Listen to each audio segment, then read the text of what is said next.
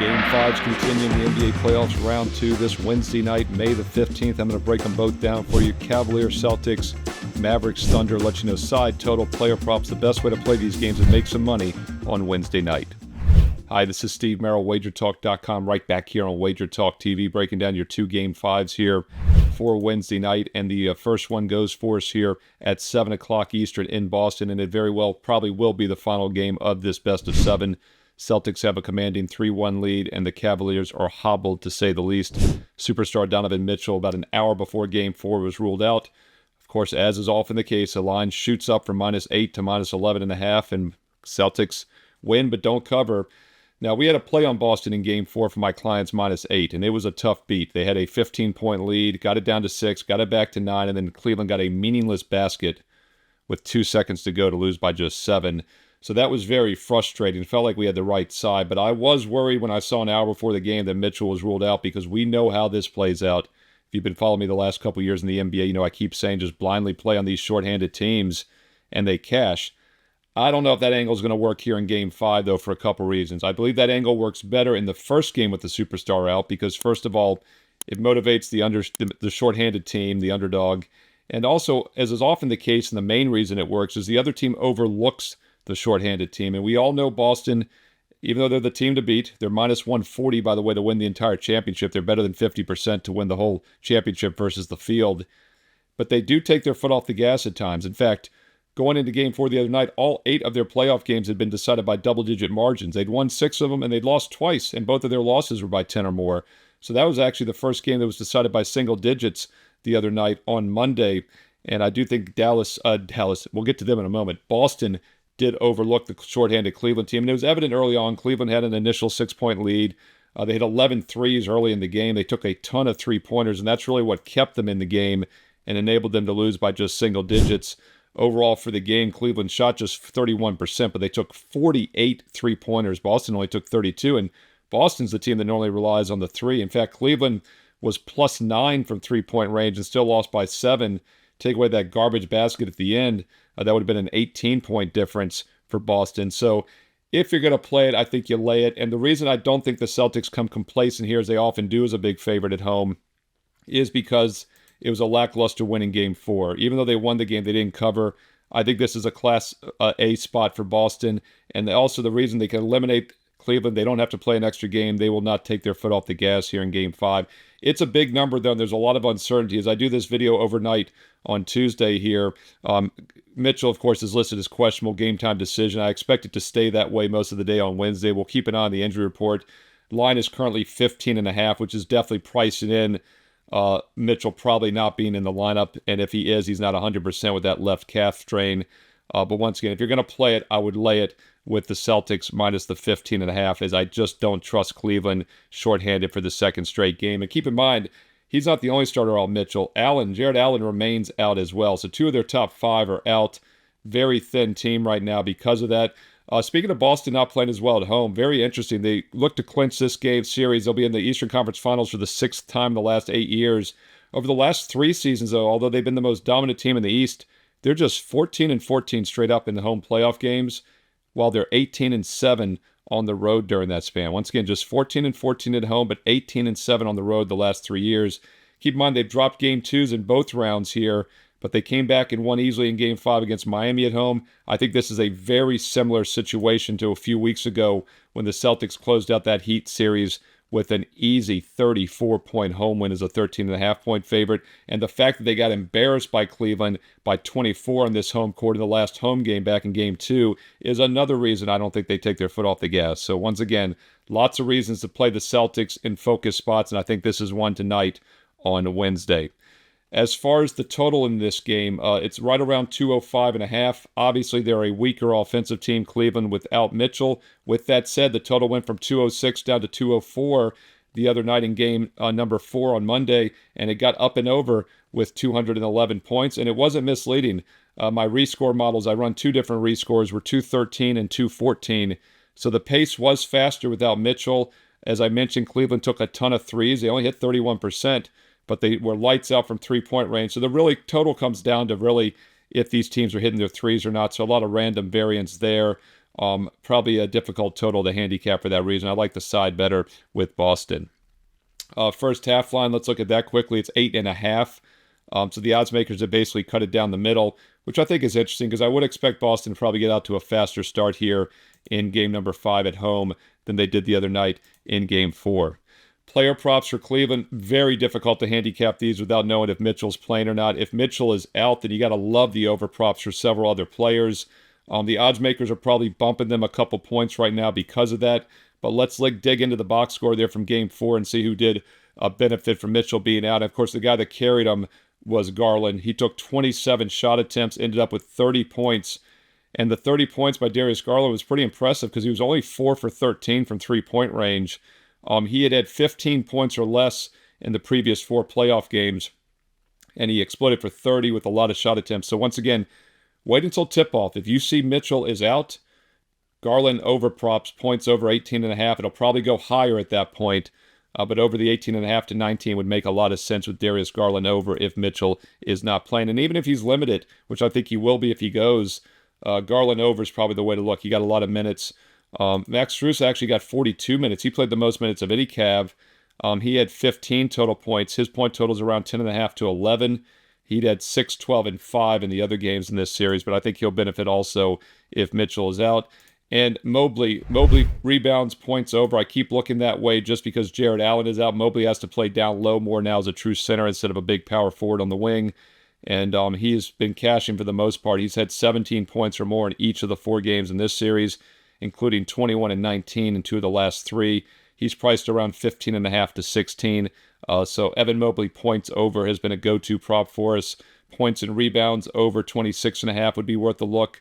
And rebounds over by themselves is probably worth a look as well. Total rebounds priced about 10.5. He's had only 9 and 8 in the last 2, but he had 10 and 13 in the first 2 games, and he had 16 in Game 7 against Orlando. So Evan Mobley, points, rebounds, combo, however you want to do it, I would only look to the over with Jared Allen out for the Cavaliers. And whether Mitchell plays or not, I like the Mobley props over, but probably like the points prop over more if Mitchell doesn't play. It's just more shots for the other starters. As far as the Celtics, one guy we talked about for Game 4 that definitely underachieved was Derek White. So we have to see what we want to do with him going forward. White did not do much in Game 4, just 1 for 6 shooting with only 5 points. And he has now scored 12 points or less in 3 straight games since having 25 in Game 1. He's priced at 13.5. The problem here is that one of the reasons I like White, I like Brown over, is because Cleveland has bad defensive guards, Garland and Mitchell, but we don't know if Mitchell's playing. So if the backups are in there might actually be better defense. And Derek White definitely did not perform well in Game 4, so we'll take a wait-and-see approach on that one. Tatum had a monster game, 33 points, 11 rebounds. Right when we write him off as a pure underplay, he had gone under 6 out of 7 playoff games. He's now had 33 points in each of his last 2 games, going over and over. He's priced around 28.5. But once again, it's tricky with the Celtics because if they have a large lead here, they might start resting starters. But then again, since it's an elimination game, I don't expect them to do that. And I think these guys will mostly get 40-plus minutes. Jaylen Brown had a huge game, 27 points, 9 for 15 shooting. Al Horford, just 3 for 9, 0 for 4 from 3, only had 6 points. I'd mentioned him in the Game 4 video. He stayed under 7.5. He's had only 2 and 6 the last 2 games, but he had 11 back in Game 2. He's priced at 8.5. If he takes 9 shot attempts again, including 4 from 3, he'll get over the 9.5. So Al Horford over could be worth a look here in Game 5. All right, we're going to get to your late game here between the Thunder and the Mavericks in just a moment. Just want to give you a couple quick reminders. First of all, if you're finding these videos useful each and every day, do me a quick favor. Right now, take half a second and click the like button, as that keeps this content free.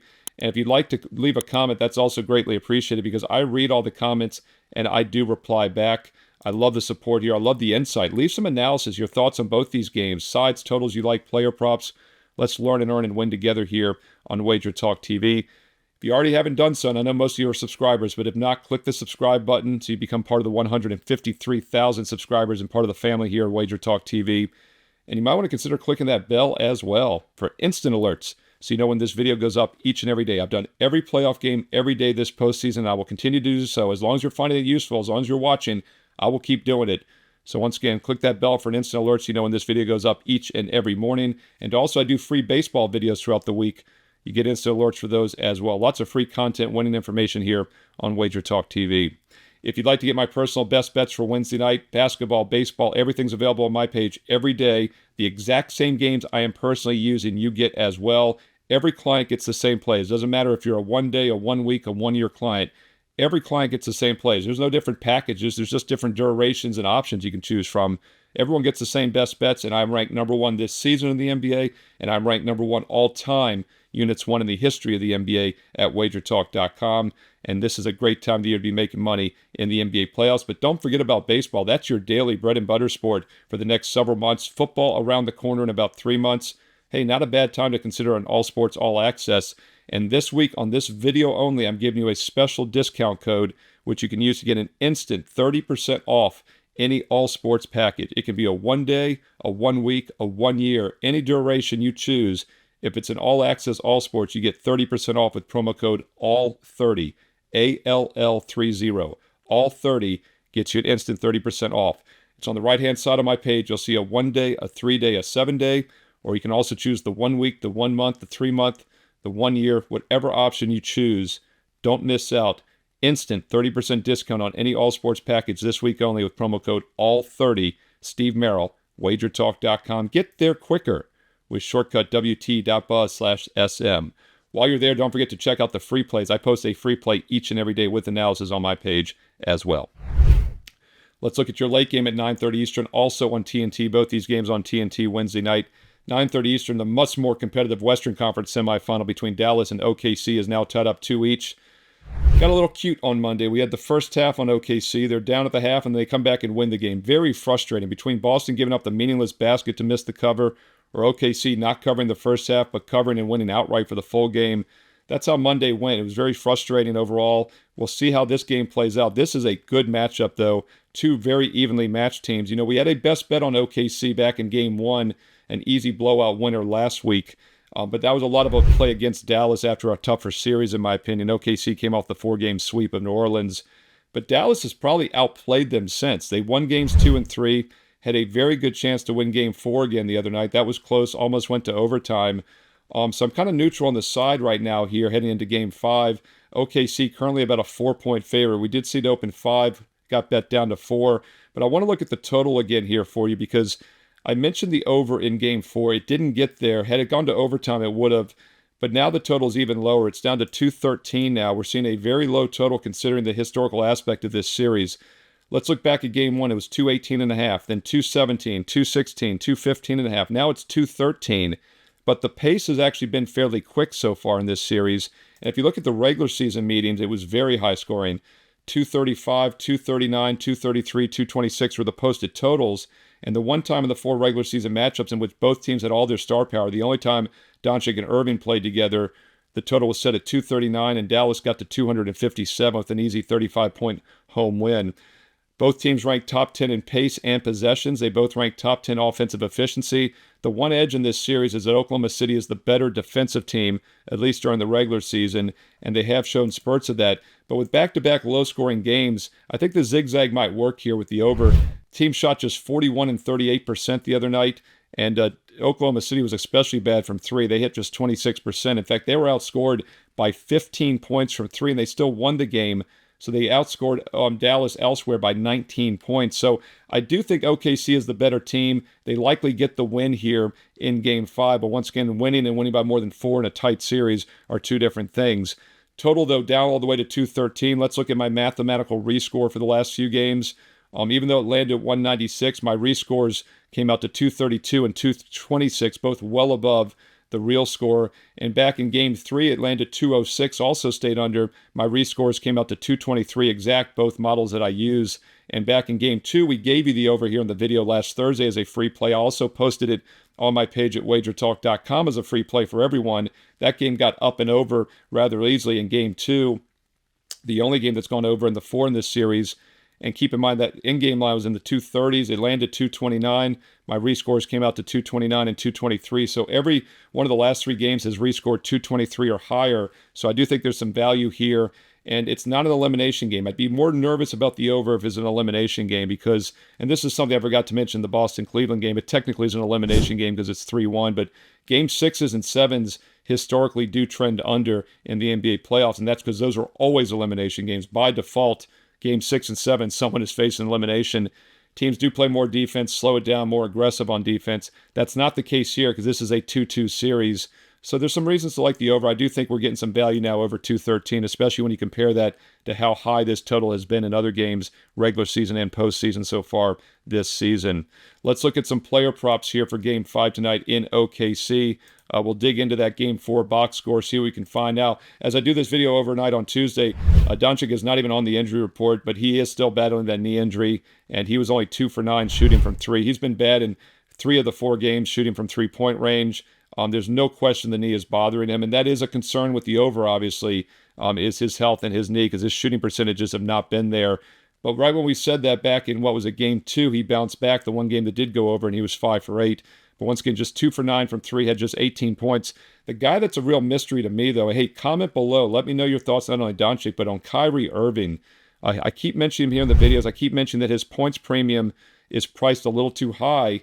And it's a good thing it's been priced too high because we kind of been staying off it for that reason. But once again, he had only 9 points, and they still almost won the game.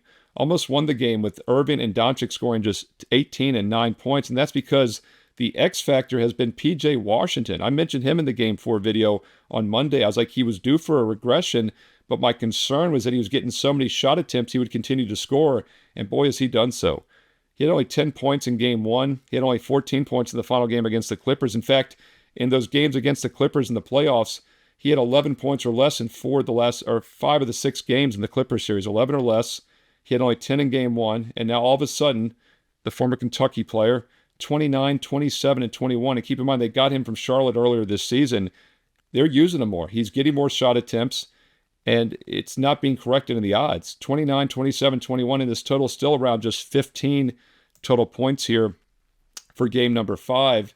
And once again, when you're getting shot attempts, he had 19 shot attempts in Game 4. You're going to score. So yes, you would normally look for P.J. Washington to regress, but I'd be careful because he's getting a lot of shot attempts. And for that reason, I'm going to stay off him.